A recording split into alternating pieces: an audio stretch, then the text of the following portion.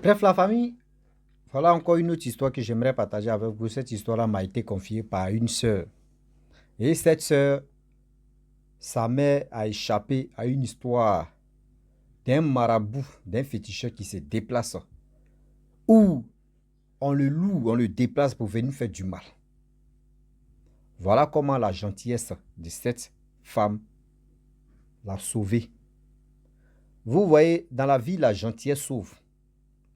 Mais d'autres en profitent de dire non que oui, telle personne est gentille, c'est que la personne est bête. Non. C'est-à-dire la signification de gentillesse n'est pas pour dire non que oui, tu es bête, c'est-à-dire tu ne réfléchis pas, tu ne raisonnes pas. Non. D'autres sont nés gentils. D'autres, c'est le droit.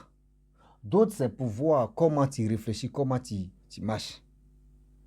Mais voilà comment cette, euh, euh, cette gentillesse a sauvé la vie de sa mère. La famille, bien avant que j'explique l'histoire même en question, je vous dis toujours que ceux qui veulent vraiment écouter l'intégralité de mes vidéos, partez, cliquez sur le lien que je laisse là. C'est là-bas, je vais mettre l'intégralité de la vidéo et vous allez mieux comprendre de quoi il s'agit. Et le pour et le quoi et comment éviter le danger. Être gentil là, c'est très bon. Oui, mais ce n'est pas tout le temps. Sinon, ils vont te prendre pour un bête ou pour une bête.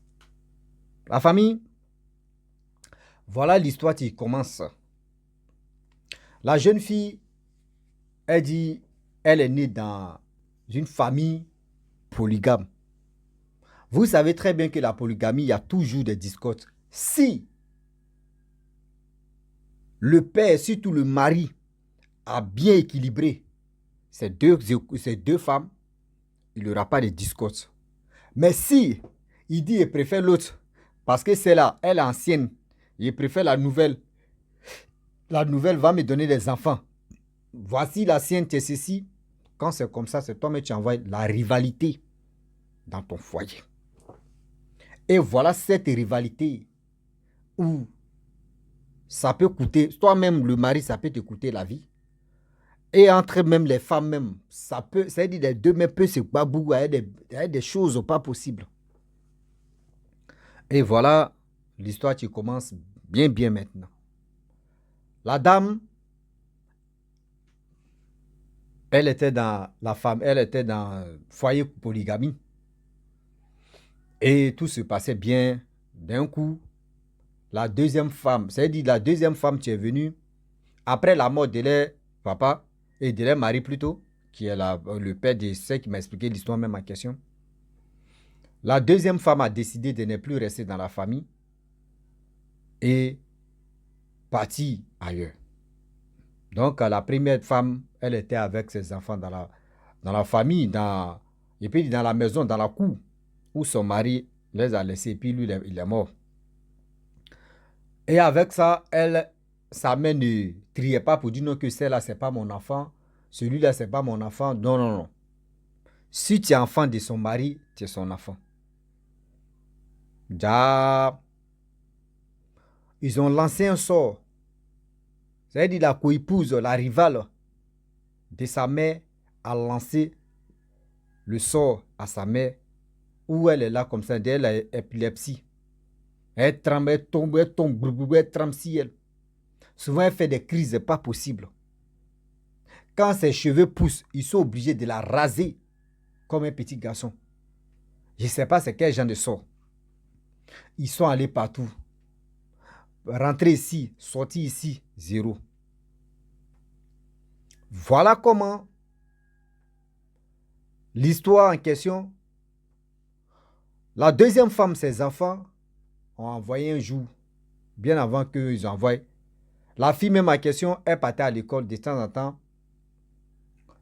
Elle est née dans une famille musulmane, mais ce n'est pas facile. Née dans une famille musulmane, tes parents sont musulmans et puis toi, tu veux dire non, que tu es chrétienne, ce n'est pas facile d'avaler des pilules comme ça. Mais sa mère était chrétienne, elle, qu'est-ce qui l'a poussée d'être chrétienne? La jeune fille qui m'a expliqué l'histoire, elle dit non que oui. Sa maîtresse, elle était chrétienne. Souvent, les enfants prient en classe là-bas, dans la salle. Tout le monde, que ceux qui peuvent vraiment prier, prient. Tout ça là. Donc, elle avait l'habitude de prier en chrétien, pas en musulman. Donc, elle a pris l'habitude de prier en chrétien. Donc, elle a dit à sa mère dit, ok, il n'y a pas de problème, que moi, ça ne me gêne pas. Vu que ton père n'est pas là, s'il était en vie, là, au moins, ça pouvait vraiment poser quelques problèmes. Mais moi, ça ne me pose pas de problème. Et un peu. Souvent, elle mentait pour dire non, que oui, ma mère ne se sent pas. Oui, oh, sa mère, elle se sent bien, mais elle mentait pour dire non, que ma mère ne se sent pas bien, je m'occupe de ma mère. Donc, à chaque fois, c'était comme ça. Et la maîtresse demande, mais ta mère souffre de quoi? Elle dit, ah, ma mère souffre de... Vraiment, on ne sait pas. Souvent, elle tombe, les gens comme elle a épilepsie. Souvent aussi, elle fait des crises, elle fait ceci, elle fait cela. La femme a dit, ok, il n'y a pas de... La maîtresse a dit, ok, il n'y a pas de problème. Vu que j'occupe telle responsabilité dans telle église, un jour on va venir prier pour ta mère. Est-ce que c'est possible qu'on vienne prier pour ta mère? Il faut que l'accord de ta mère, parce que là, nous on ne peut pas débarquer comme ça dans une famille musulmane et puis nous on va venir prier comme ça, c'est pas joli à voir.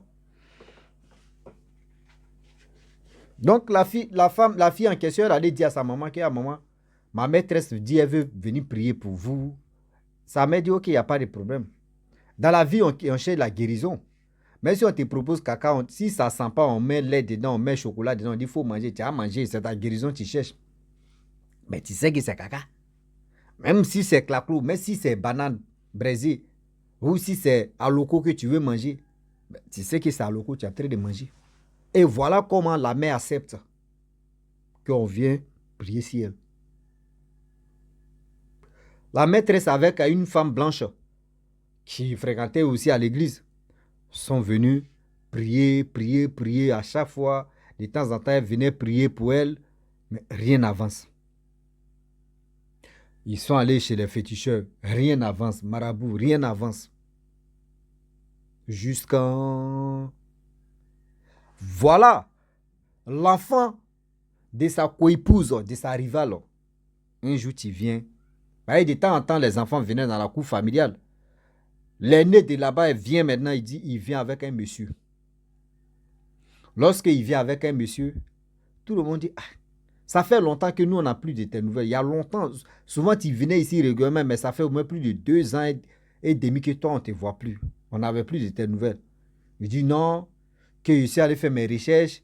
Oui, le monsieur que j'ai envoyé là, il va laver sur ta tête, il va faire ceci pour que ce que tu te fatigues là puisse quitter dans ton corps. Parce que je veux que tu puisses trouver ta guérison.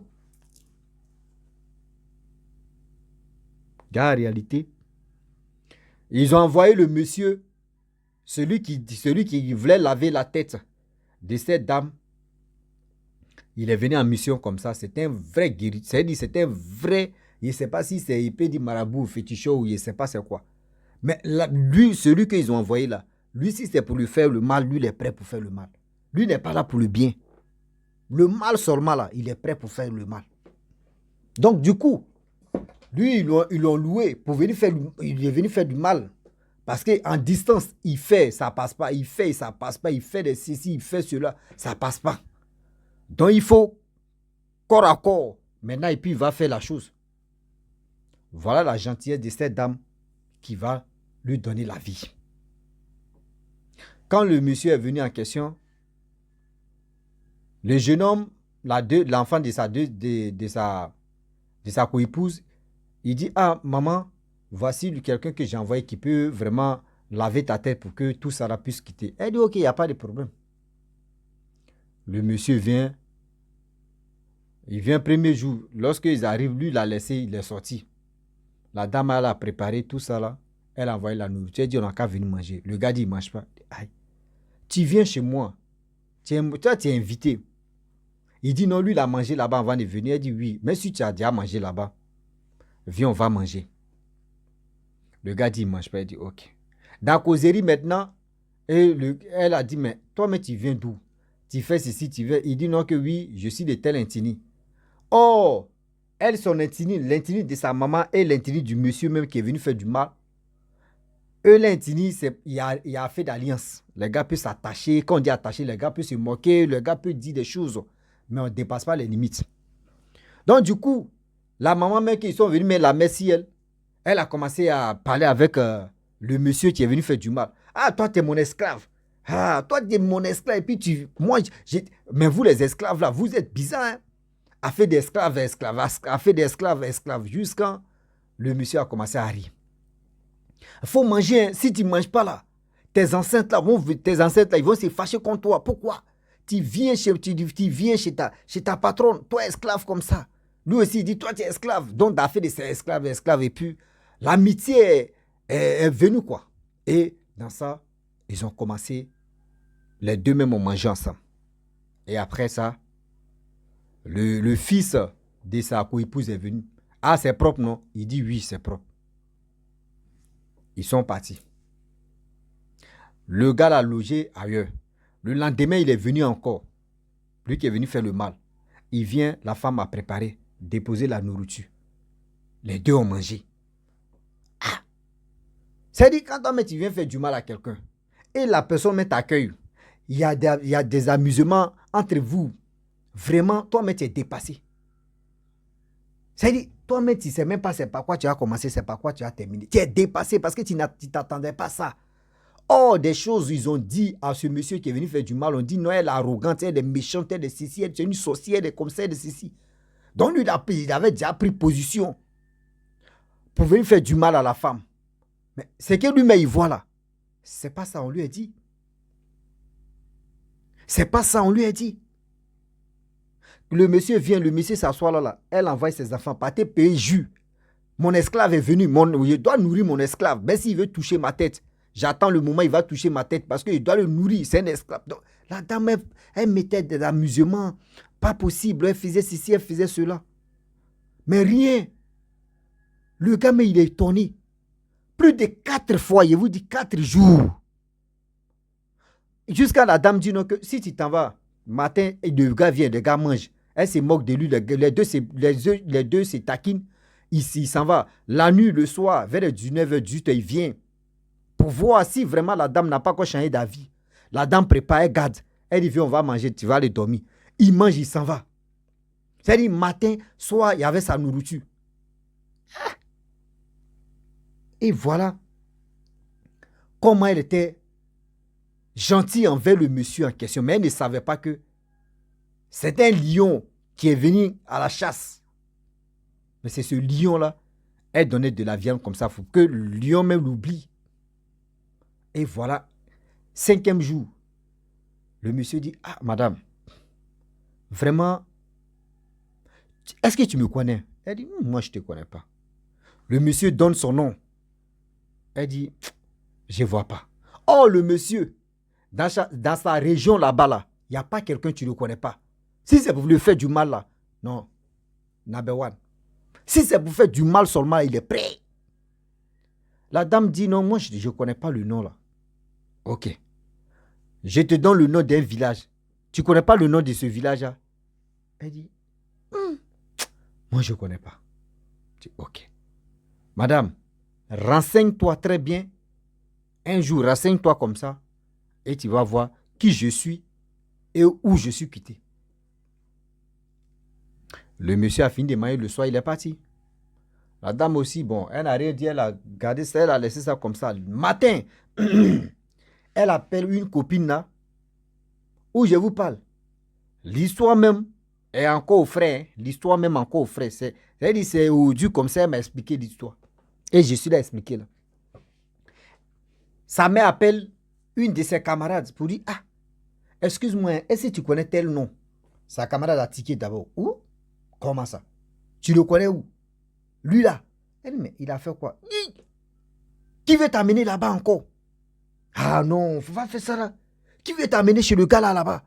Elle dit, mais quel gars? Qui t'a amené là-bas ou qui veut t'amener? Elle dit, mais moi je t'ai simplement demandé. Hey, non, non, non, non. Ce gars-là, c'est un tueur en série. Il n'a pas pitié. Il est ceci, c'est les grands types qui vont chez lui là-bas pour faire ceci. Il est comme ça, il est comme ça. Où tu l'as vu? Qui veut t'amener là-bas? Elle dit non, c'est juste, j'ai posé une question comme ça. Ah, son village, c'est comme ça. Elle dit oui, c'est son village. Et elle a coupé, elle appelle deuxième copine. Deuxième copine aussi, répète même chose. Elle appelle troisième copine. Ah, c'était grave. Tu connais ce gars-là? Bon, elle n'a rien dit. Que le gars, quand tu le vois, vraiment, c'est que c'est pour faire du mal. Les gens qui viennent là-bas pour faire du mal, là, ce n'est pas du jeu. Elle était tranquille. Elle a préparé. Matin, elle a appelé vers les 7 heures où elle préparait. Hein. À partir de 10 heures, par lui, il vient à 10 heures. 10 heures, il vient. Il met manger, elle met manger devant lui. Le monsieur dit oui, tu t'es bien renseigné. Elle dit oui, je me suis bien renseigné. Et le monsieur dit, mais tu t'es bien renseigné, pourquoi tu prépares encore et puis tu me donnes? Elle dit, mais tu es un être humain, je suis un être humain. Pourquoi ne pas préparer? Toi, en plus, tu es mon esclave encore. Moi, mon esclave, moi, il nourrit mes esclaves. Le gars a commencé à sourire. Le gars dit, madame, ton Dieu que tu pries là, franchement, je vais te dire la vérité. Je suis venu contre toi. Elle dit, comment ça? Je vais te donner les signaux, tu vas mieux comprendre. Un jour, tu balayais devant ta cour et devant cette maison. Tu as marché sur quelque chose. Et cette chose a fait que ton pied s'enfle. Et cette chose a fait qu'aujourd'hui, tu as tellement de douleurs dans tes pieds. Elle dit oui. Elle dit, c'est moi j'ai fait ça. J'ai donné ça à ta co-épouse. Et elle est venue faire ça. Et elle est partie. C'est moi j'ai fait ça. Madame, voyez tout ce qui t'est arrivé. C'est moi j'étais à la base de ça. Le fils de ta co-épouse qui m'a amené ici, c'était pour laver ta tête et pour t'éliminer. C'est pour cela que je suis venu ici. Si je ne suis pas venu laver ta tête pour ta guérison. La dame, elle a dit, ah bon? Il dit oui. Ok. Elle dit, bon, c'est pas grave, on n'a qu'à manger. Ils ont fini de manger. Le gars est parti à 14 heures. Elle a dit à sa maman a dit, mais comment l'autre là peut faire comme ça? Elle dit, non, maman. C'est Dieu même qui a fait qu'aujourd'hui, qui a touché leur cœur et puis ils sont là me parler. Si ma gentillesse n'était pas comme ça, s'il n'y avait pas d'alliance aujourd'hui, je n'allais pas te parler. Mais je vais aller tout doucement. Le gars est venu. Lorsque le gars vient, vers les 17h, 18h par là, pour manger, pour aller dormir, il dit à la dame que si tu veux, parce que je ne suis pas sorti à toutes mes choses, mais pour que je puisse te soigner, il faut que tu arrives chez moi.